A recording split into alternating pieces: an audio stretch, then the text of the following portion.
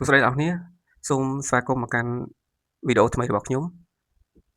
មុននឹងឈានដល់ប្រធានបទដែលខ្ញុំចង់និយាយចង់សួរសុខទុក្ខអ្នកនរគ្នាផងដែរសង្ឃឹមថាអ្នកនរគ្នានឹងសប្បាយចិត្តសុខសប្បាយហើយគៀបដល់ថ្ងៃចូលឆ្នាំហើយមានបំណងចង់ដំណើរកម្សាន្តទៅណាដែរអាច comment នៅខាងក្រោមវីដេអូនេះបានហើយឆ្លៀតក្រោយឱកាសនេះក៏សូមជូនពរអ្នកនរគ្នាទៅដើរលេងទីជិតទីឆ្ងាយឬក៏មានបំណងចង់ទៅទីណាមួយសូមឲ្យជួបតែសេចក្តីសុខនិងសុខសប្បាយមិនថាផ្លូវចិត្តឬផ្លូវឆ្ងាយទេសូមឲ្យជួបតែសេចក្តីសុខសុភមង្គលទាំងអស់គ្នាអញ្ចឹងឆ្លៀតក្នុងឱកាសនេះខ្ញុំអឺក៏មានវីដេអូថ្មីមួយចង់ចែករំលែកហើយការពិតទៅវីដេអូមួយនេះវា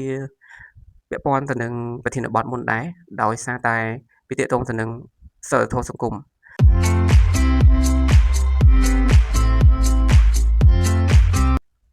ហើយដោយសារតែខ្ញុំបានឃើញវីដេអូបរទេសមួយដែលមានការបង្ហាញអំពីសកម្មភាព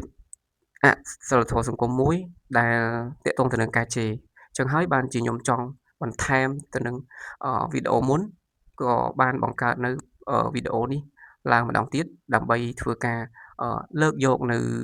គំនិតក៏ដូចជាបញ្ហាដែលខ្ញុំបានឃើញចែកជូនអ្នកនរគ្នាហើយសង្ឃឹមថា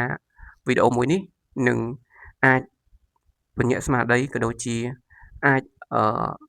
រំលឹកទៅកាន់អ្នកទាំងអស់គ្នាឬក៏បុគ្គលដែលគាត់ធ្លាប់បានប្រព្រឹត្តនៅទង្វើនឹងហើយអាចមានការកែប្រែឬក៏បញ្ឈប់សកម្មភាពនឹងជាអចិន្ត្រៃយ៍ក៏ដូចជាសូមឲ្យកុំឲ្យមានសកម្មភាពនឹងម្ដងទៀតដែលកើតឡើងមាននៅក្នុងសង្គមខ្មែរយើងមូលហេតុដែលខ្ញុំលើកយកប្រធានបទនេះមកនិយាយម្ដងទៀតដោយសារតែខ្ញុំបានឃើញវីដេអូបរទេសមួយអញ្ចឹងចង់ដឹងថាវីដេអូបរទេសហ្នឹងគាត់អឺបង្ហាញបែបណានោះយើងទៅមើលទាំងអស់គ្នាមកឯងយកមកដាក់ទៅជួយមក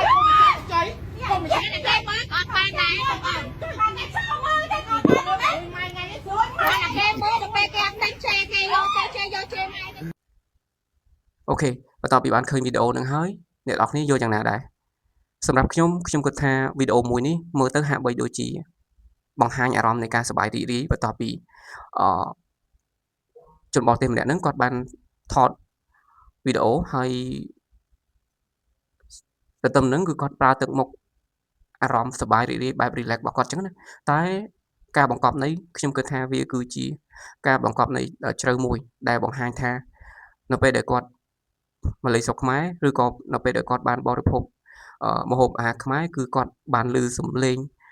មួយដែលជាសំឡេងមួយមិនគួរឲ្យចង់ស្ដាប់គឺជាការជេរគ្នានេះឯងហើយជាពិសេសអ្នកជេរហ្នឹងគឺជាអ្នកលក់ប្រកួតប្រជែងគ្នាទៀតអានេះតាមន័យដែលខ្ញុំស្ដាប់នៅក្នុងវីដេអូហ្នឹងណាអញ្ចឹងនេះគឺជាឥរិយាបថមួយដែលមិនល្អទេសម្រាប់សង្គមខ្មែរយើងហើយខ្ញុំក៏មិនចង់ឃើញនៅទង្វើបែបនេះកើតមានសម្រាប់ជាតិសាសន៍មួយនេះដែរជាពិសេសគឺជានៅពេលដែលសកម្មភាពបែបនេះបង្ហាញទៅកាន់អន្តរជាតិឬក៏ជនបរទេសអញ្ចឹងគេនឹងអាចគិតមកលើខ្មែរយើងថាជាពូជសាសន៍មួយដែលរស់និយមដោយការជេរគ្នាហើយជាពាក្យពេចន៍ដែលជេរដោយមិនពិរោះពិសារទៀតអញ្ចឹងដោយខ្ញុំបង្ហាញអ្នកនរគ្នាកាលពីវីដេអូមុនអញ្ចឹងថាការជេរនេះវាមិនត្រឹមតែជាឥទ្ធិពលដល់ខ្លួនឯងនោះទេថែមទាំងនាំទុក្ខទោសដល់គ្រួសាររបស់យើងនិងសង្គមជាតិទាំងមូលផងដែរហើយការដែលបង្ហាញនៅឥរិយាបថឬក៏ធ្វើសកម្មភាពអសីលធម៌សង្គមដោយប្រើពាក្យពេចន៍ជេរឬក៏ការប្រមាថគ្នាជាសាធារណៈឬក៏ក្នុងបណ្ដាញសង្គមណាមួយនោះវាធ្វើឲ្យយើងអត់មានតម្លៃមិនខុសពីអ្វីដែលខ្ញុំបានបកស្រាយនៅក្នុងវីដេអូមុនទេអត់តម្លៃមិនត្រឹមតែខ្លួនឯងទេថែមទាំងនាំទុក្ខទោសដល់គ្រួសារនិងសង្គមទៀតផងអញ្ចឹងខ្ញុំសង្ឃឹមថាប្រជាប្រដ្ឋខ្មែរយើងក៏ដូចជាអ្នកនរគ្នាដែលបានមើលវីដេអូនេះនឹងអាចបញ្ឈប់ការជេរគ្នាជាសាធារណៈឬក៏ជេរនៅក្នុងតាមឬក៏ការជេរគ្នាតាមបណ្ដាញសង្គមជាដើមព្រោះវាមិនមានផលល្អសម្រាប់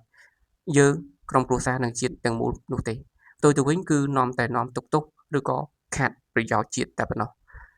អញ្ចឹងវីដេអូខ្ញុំមួយនេះមានតែប៉ុណ្្នឹងទេហើយសង្ឃឹមថាអ្នកនរគ្នានឹងពេញចិត្តហើយបើសិនជាអ្នកនរគ្នាមានមតិយោបល់បែបណាមួយអាច comment នៅខាងក្រោមវីដេអូនេះបានខ្ញុំនឹងធ្វើការអាន comment របស់អ្នកនរគ្នាដោយយកចិត្តទុកដាក់និង